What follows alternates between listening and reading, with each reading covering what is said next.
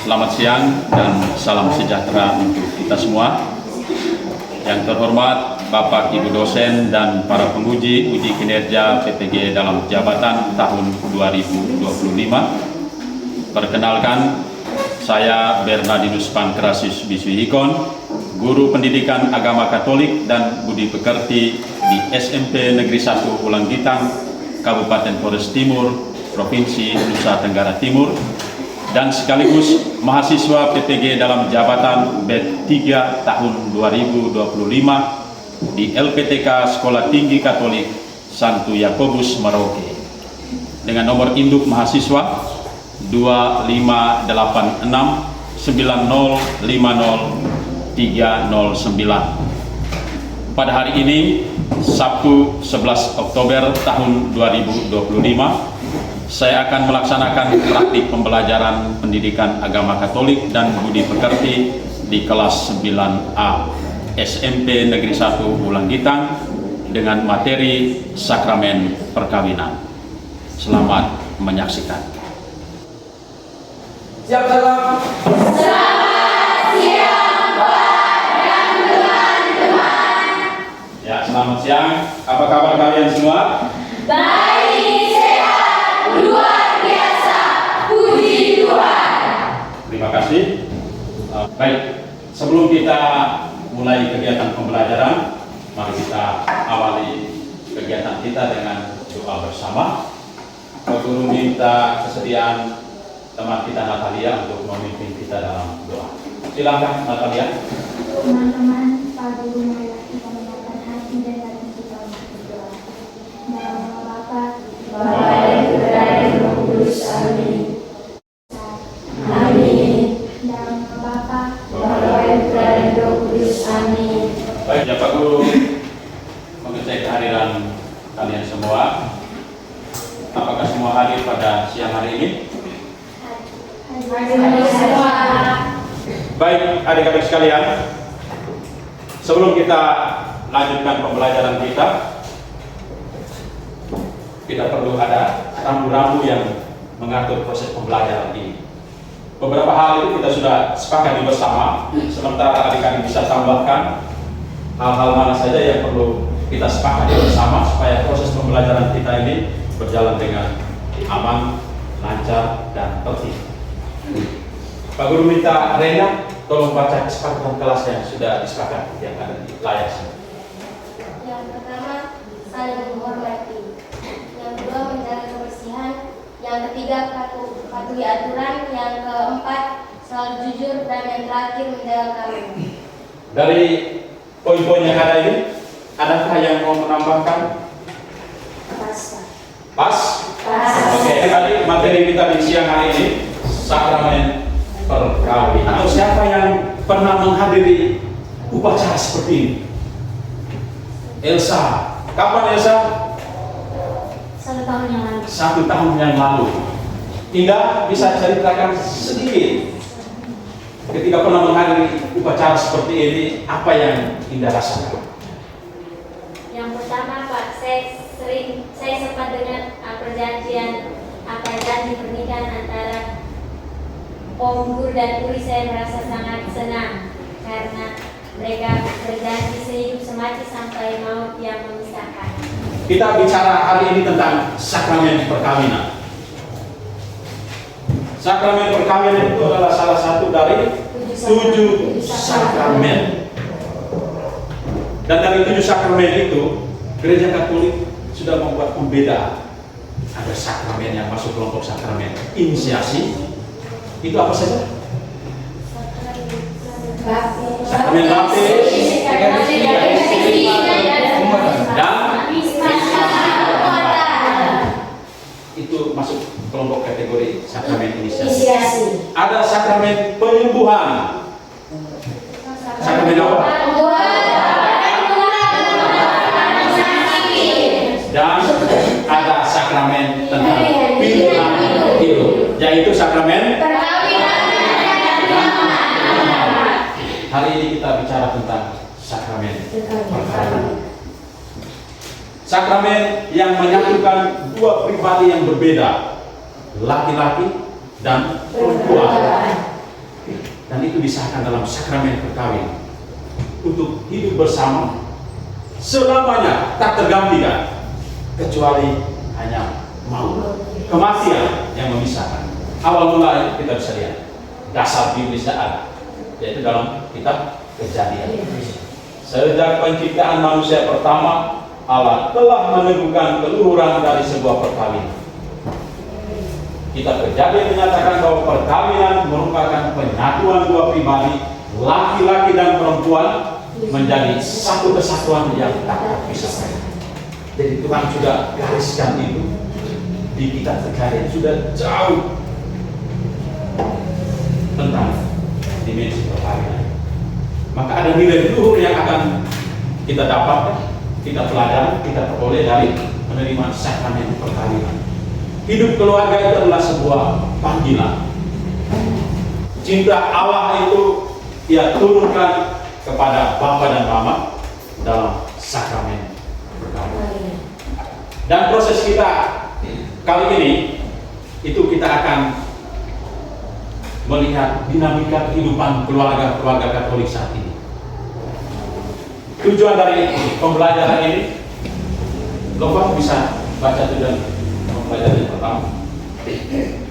Yang pertama, menjelaskan makna sakramen perkawinan. Ya. Yang kedua, Julen.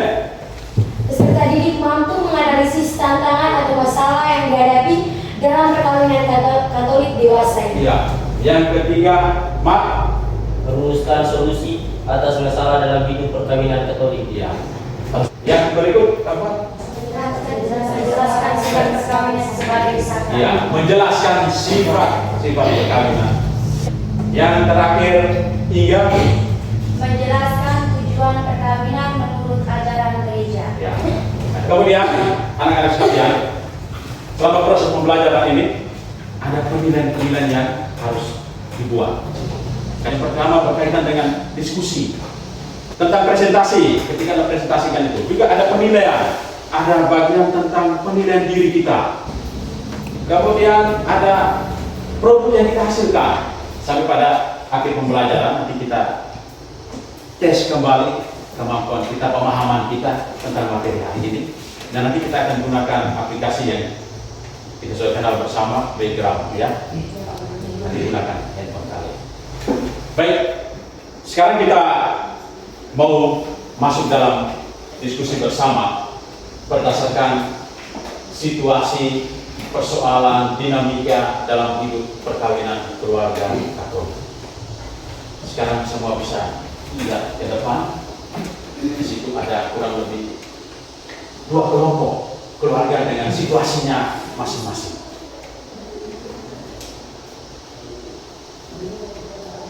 Kelompok keluarga bagian kiri itu ada kelompok keluarga yang bahagia. Di situ mereka, orang tua itu mereka rayakan 25 tahun usia perkawinan. Didampingi oleh anak-anak yang sudah bertumbuh dewasa, berhasil semua, sudah punya pekerjaan semua. Keluarga yang kelompok yang di sana itu keluarga yang dalam tanda petik itu punya dinamika hidup, punya persoalan, punya tantangan. Kamu lihat gambar yang pertama di atas itu. Apa itu yang mau dibahasakan dari gambar ini? Kalau yang ini? Kalau yang ini? Ini situasi keluarga yang kadang kita temukan sendiri di lingkungan sosial kita ya. Karena itu sekarang kita akan masuk dalam kelompok diskusi kita masing-masing. Kita bedah kasus ini. Kelompok 1, Pak Guru percayakan kamu untuk Pak Guru harus tentukan memang ya. Dari 4 kelompok ini hanya 1 kelompok yang berbicara tentang keluarga yang bahagia. Kelompok 2 ini ya. Kelompok 3 analisa tentang ini perceraian. Kelompok 4 kamu tentang KDRT. Oke, sekarang kamu ada dalam kelompok kamu, cari tahu itu, diskusikan itu, gunakan Alkitab yang ada itu sebagai sumber belajar Anda, buku pegangan siswa gunakan itu, handphone Anda juga silahkan gunakan untuk mendalami pertanyaan-pertanyaan tentang kasus-kasus yang ada di sini. Oke, silakan.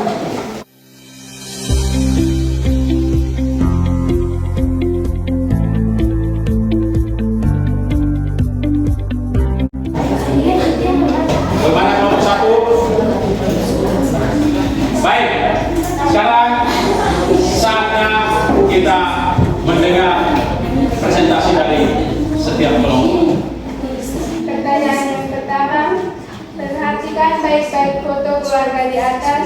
Suasana apa yang paling menonjol yang bisa kalian merasakan dari mereka? Suasana yang paling menonjol dari gambar tersebut yakni adanya cinta kasih, kebahagiaan, dan keharmonisan antara anggota keluarga yang tergambar dari kebersamaan, saling tersenyum, dan rasa syukur atas keberhasilan dalam mempertahankan hubungan dalam keluarga. Yang kedua, identifikasi nilai atau prinsip yang membuat keluarga ini berhasil dan bahagia dalam hidup perkawinan. 1. Komunikasi yang baik. Anggota keluarga saling berkomunikasi secara terbuka dan jujur sehingga bisa saling memahami dan menyelesaikan. 2. Saling menghormati. Anggota keluarga saling menghormati pendapat dan pandangan masing-masing sehingga menciptakan suasana harmonis dan damai. 3. Saling mendukung. Anggota keluarga saling mendukung dalam mencapai tujuan masing-masing sehingga bisa merasa termotivasi dan percaya diri. Pertanyaan yang ketiga, apa saja tantangan yang menurut kalian paling berat bagi keluarga Katolik saat ini? Pertama, perselingkuhan yang menyebabkan retakan konflik dalam ekonomi rumah tangga. Kedua, kesulitan membina kebersamaan dan waktu bersama karena kesibukan. Ketiga, pengaruh negatif teknologi dan media digital terhadap komunikasi serta interaksi keluarga. Keempat, masalah ekonomi serta kurang pemahaman ajaran gereja. Pertanyaan berikut, apa makna sakramen perkawinan? Jawab, makna sakramen perkawinan yakni merupakan tanda kasih Allah yang menyatukan dua manusia, pria dan wanita dalam ikatan suci yang permanen dan eksklusif. Sebagai cerminan hubungan Kristus dengan gerejanya. Dan juga sakramen ini memberi rahmat khusus untuk membangun keluarga yang penuh iman, terbuka pada kehidupan, setia dan bertanggung jawab, serta menjadi fondasi keberhasilan dalam kebahagiaan keluarga. Baik, sekarang kita kasih kesempatan untuk teman-teman dari kelompok Hendrikus Leban. Baik, jadi pertanyaan yang pertama, apa arti atau pengertian dari perselingkuhan? Perselingkuhan merupakan tindakan tidak setia dan melanggar kesepakatan komitmen dalam suatu hubungan romantis dengan orang lain di luar pasangan atau membentuk pelanggaran kesepakatan kesetiaan dan kepercayaan dalam sebuah hubungan. Pertanyaan kedua, alasan mengapa terjadi perselingkuhan? Pertama, ketidakpuasan dalam hubungan. Kurangnya komunikasi, keintiman dan perhatian dalam pasangan dapat membuat seorang mencari pemenuhan emosional di tempat lain. 2. Masalah individu. Seseorang mungkin berselingkuh karena harga diri rendah, kebutuhan akan finansial atau sebagai bentuk kemanusiaan dan balas dendam. 3. Situasi dan kesepakatan. Keberadaan kesepakatan dan lingkungan yang memungkinkan perselingkuhan juga bisa menjadi faktor pemicu seperti interaksi melalui media sosial. Pertanyaan yang ketiga, dampak yang muncul akibat dari perselingkuhan.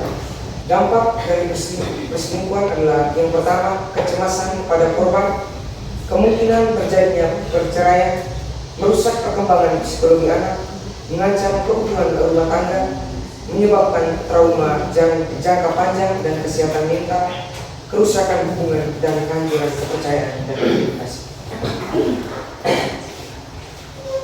Pertanyaan yang keempat, bagaimana solusi yang Anda bisa tawarkan untuk mengatasi perselingkuhan? Solusi untuk mengatasi perselingkuhan ialah membangun kembali kepercayaan dan hubungan, Jangan menyalahkan diri sendiri atau pasangan, mengakui perbuatannya dengan jujur dan terbuka, memahami kebutuhan yang tidak terpenuhi dalam hubungan, dan fokus pada penyembuhan diri. Jadi, nilai yang bisa kami petik yaitu perselingkuhan dapat menghancurkan kerukunan sesama di dalam keluarga. Mungkin sekian hasil pemaparan diskusi dari kami. Kelompok Arnoldus. Pertanyaan yang pertama, apa arti atau pengertian dari perceraian? Pertanyaan yang kedua, alasan mengapa terjadi perceraian? Pertanyaan yang ketiga, dampak yang muncul akibat dari perceraian. Pertanyaan yang keempat, bagaimana solusi yang Anda bisa tawarkan untuk mengatasi perceraian? Dan pertanyaan yang kelima, tuliskan nilai yang dapat Anda ketik. Oke, dalam kasus perceraian terdapat makna yang lebih mendalam, yakni diuraikan dalam bentuk pengertian atau arti. Jadi pengertian perceraian sendiri, perceraian adalah putusnya ikatan pernikahan antara suami dan istri yang diakui secara hukum setelah melalui keputusan pengadilan. Namun, perceraian secara agama tidak diakui dalam gereja Katolik karena perkawinan dianggap sebagai sakramen yang sakral dan tidak dapat diputus manusia kecuali oleh kematian yang disebut maut itu. Yang kedua, perceraian terjadi karena 1. Kurangnya komunikasi. Dalam komunikasi ini terdapat komunikasi yang buruk dan tidak efektif antara suami dengan istri. Yang kedua, masalah keuangan, yakni terdapat perbedaan pendapat tentang cara mengelola keuangan dalam berkeluarga. Yang ketiga, ketidaksetiaan. Yang keempat, kekerasan dalam rumah tangga. Yang kelima, perselisihan dan pertengkaran yang berkepanjangan. 7. Perubahan gaya hidup atau perubahan rutinitas. 8. Kerusakan kepercayaan dan kurangnya dukungan. 9. Masalah mental, depresi atau kecemasan. Kemudian ada dampak dari perceraian itu sendiri. Dampak yang pertama yakni dampak emosional yang berkaitan dengan mental atau emosional itu sendiri. Yang kedua, masalah psikologis yang dapat berkaitan dengan depresi atau stres yang berkepanjangan. Yang ketiga, dampak spiritual. Dalam spiritual ini sendiri, perceraian dianggap sebagai pelanggaran terhadap perjanjian suci. Yang keempat, masalah ekonomi atau sosial. Dan yang terakhir, trauma bagi anak. Solusi untuk mengatasi perceraian adalah dengan meningkatkan komunikasi antara pasangan, mencari konseling pernikahan, menyelesaikan masalah keuangan dengan bijak, menghindari kekerasan, meningkatkan kesabaran serta toleransi, menjaga kesehatan mental, serta mengikuti proses hukum yang ada. Yang terakhir, nilai yang dapat kami petik dari perceraian itu sendiri yakni perceraian mengajarkan kita tentang pentingnya komunikasi, komitmen, dan pengertian dalam sebuah hubungan. Pertanyaan yang pertama, apa arti dari KDRT? Yang kedua, alasan mengapa terjadinya KDRT. Yang ketiga, dampak yang muncul dari akibat KDRT. Yang keempat, bagaimana solusi yang Anda tawarkan untuk mengatasi KDRT. Dan yang kelima, nilai yang Anda petik dari permasalahan KDRT. Saya mempersilakan teman Juliet untuk menjawab pertanyaan. Baik, sebelumnya saya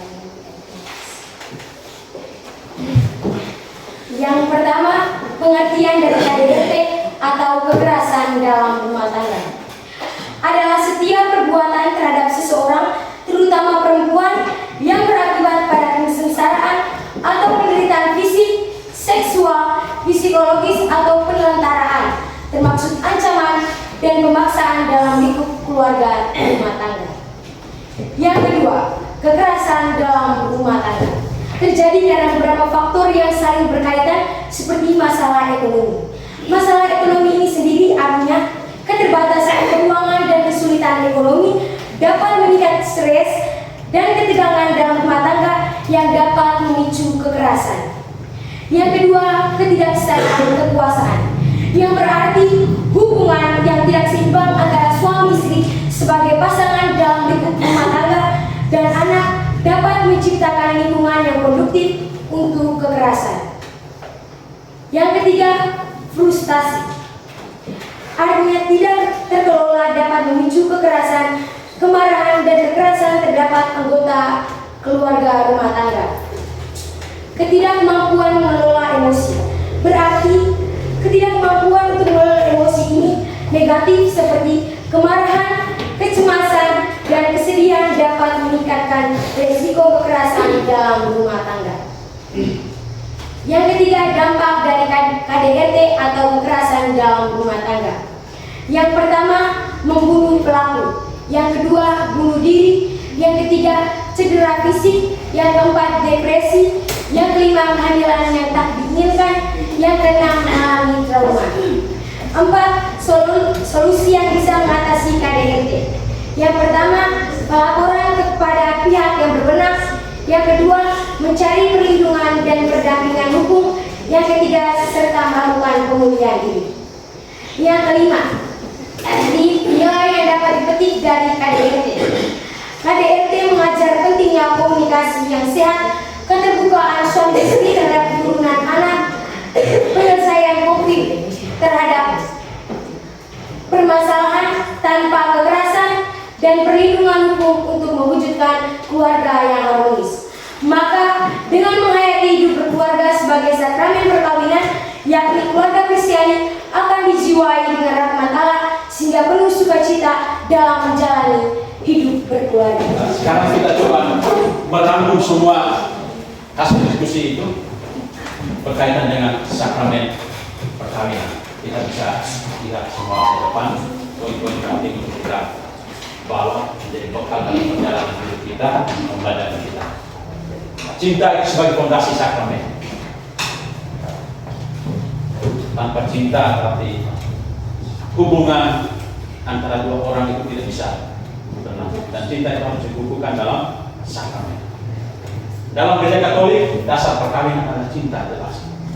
Antara dua insan, laki-laki dan perempuan, bersepakat mengikat janji dalam sebuah perkawinan yang kudus. Komitmen tak tergoyahkan. Cinta itu anugerah yang memampukan pasangan untuk memberikan diri secara penuh, total. Tidak dapat ditarik kembali, permanen dia. Perkawinan sebagai lambang kasih Kristus dan gereja. Jadi orang tua keluarga kita yang membina hubungan perkawinan itu lambang kasih Kristus dan gereja. Kasih Allah Bapa yang tanpa syarat kepada manusia melalui Yesus Kristus yang mencintai gerejanya. Maka kasih Yesus Kristus yang setia dan tak terpisahkan kepada gerejanya. Anda bayangkan kalau gereja tanpa Kristus, maka tidak akan bertahan. Tapi karena cinta Kristus kepada gereja, maka gereja itu bertahan. Kita bertahan hingga saat ini. Tujuan mendasar perkawinan Kristiani tadi sudah ada di beberapa kelompok sudah sebutkan. Menikah itu poin pertama yang paling dasar itu adalah kesejahteraan pasangan suami istri. Menikah begitu sejahtera, bahagia dulu. Jangan sampai menikah habis tidak bahagia. Setelah itu kalau Tuhan karunia itu anak dalam hubungan perkawinan itu. Kalau sudah ada anak dalam hubungan perkawinan, maka jangan lupa ada pendidikan terhadap anak. Sifat perkawinan monogami dan tak itu sifat perkawinan. Monogami, mono satu, tunggal. Jadi, kemudian kita menikah itu untuk apa? Mendapat rahmat dan juga ada tanggung jawab.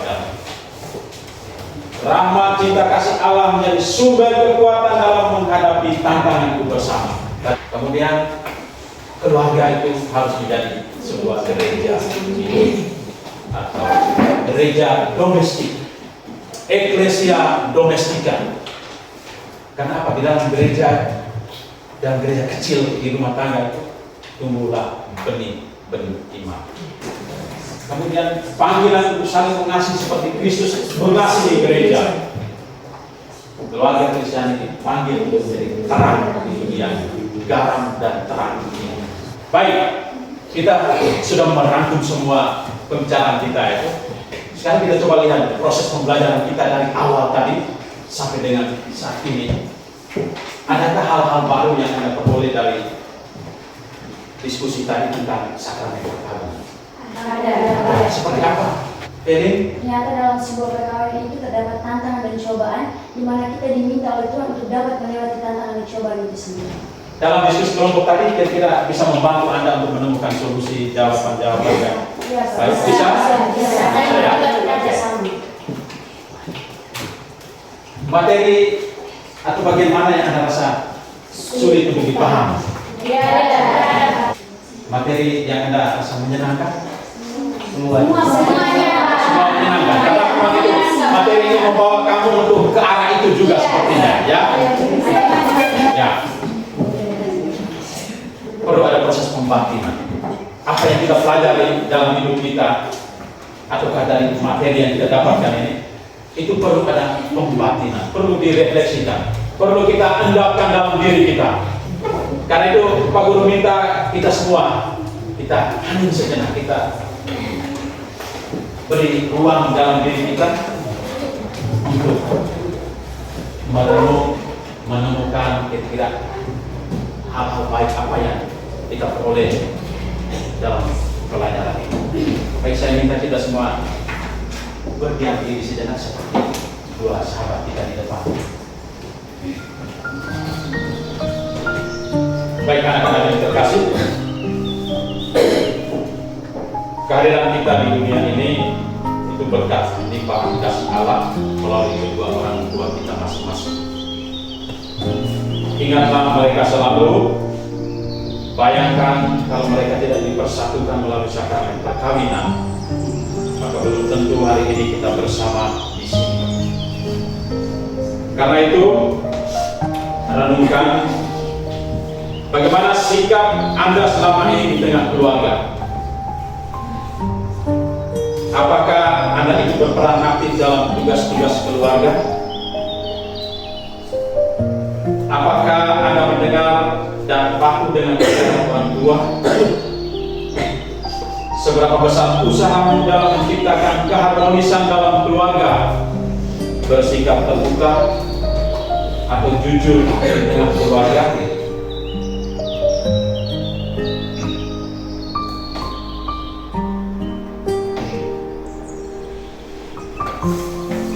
Bentuk dukungan Anda pada orang tuamu itu perlu kita tuliskan satu doa untuk keharmonisan keluarga.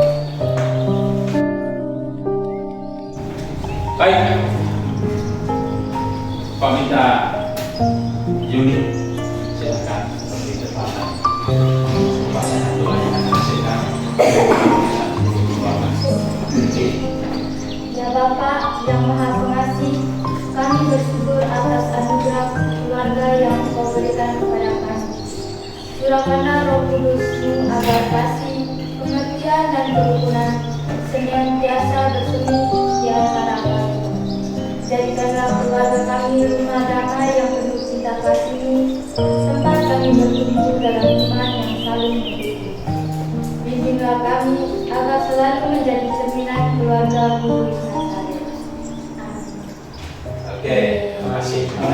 Kemudian ada tugas untuk Anda kerjakan di rumah. Nanti buat rencana untuk ikut terlibat dalam keluarga, ikut terlibat aktif dalam kegiatan-kegiatan keluargamu. Nanti 1 minggu ke depan kita akan lihat perkembangan. Jangan lupa orang tuamu harus menandatangani. Ya. Oke, sekarang kita mau lihat sejauh mana pemahaman kamu tentang materi yang barusan kita bersama. Silakan sekarang kita bisa scan barcode ada di sana. Ya, ada pertanyaan di situ. Perhatikan di handphone Anda. Baik adik-adik sekalian, anak-anak sekalian, kita sudah sampai di penghujung pertemuan kita ini. Baik, kita akhiri pertemuan kita dengan doa penutup bersama. Jadi, Teman-teman, Pak Guru, marilah kita menyiapkan hati dan batin kita untuk berdoa. Dalam nama Bapa, Putra, dan Roh Kudus.